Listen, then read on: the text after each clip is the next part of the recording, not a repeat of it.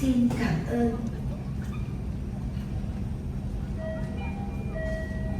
Ladies and gentlemen, this is an important safety announcement. Please note that charging and using of power banks is strictly prohibited. ขอท่านตลอดการเดินทางท่านได้รับความสุขสบายและความประทับใจตลอดการเดินทางในเที่ยวบินนี้ค่ะขอบคุณค่ะประมาณ1 ชั่วโมง 40 นาทีเพื่อความปลอดภัยของท่านกรุณาเก็บสัมภาระของท่านไว้ในที่เก็บสัมภาระเหนือศีรษะหรือใต้ที่นั่งด้านหน้าของท่านยกเว้นบริเวณแถวที่1 12และ14น่าจะเป็นทางฉุกเฉินสัมภาระของท่านทั้งหมดจะต้องเก็บไว้ในที่เก็บสัมภาระเหนือศีรษะเท่านั้นกดปุ่มเพื่อปรับนักวิ่งตั้งตรงและใส่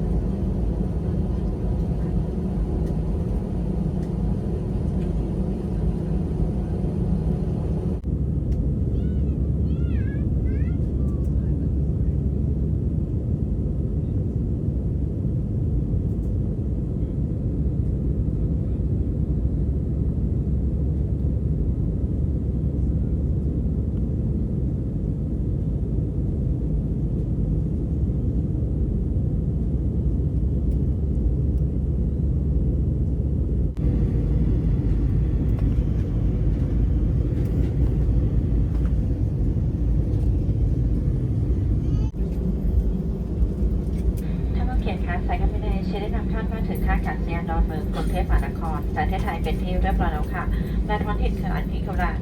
13:30 นาทีซึ่งเวลาของประเทศไทยจะเท่ากับเวลาของประเทศเวียดนามค่ะเพื่อความปลอดภัยของท่านควรนั่งประจำที่จนกว่าสัญญาณแจ้งการแข่งขันที่นั่งจะดับลงโปรดใช้ความระมัดระวังในขณะที่ท่านเปิดที่เก็บสัมภาระเหนือศีรษะและตรวจนับสิ่งของของท่านให้เรียบร้อยก่อนที่จะลงจากเครื่องค่ะแสดงท่าเกตเดขอบคุณค่ะ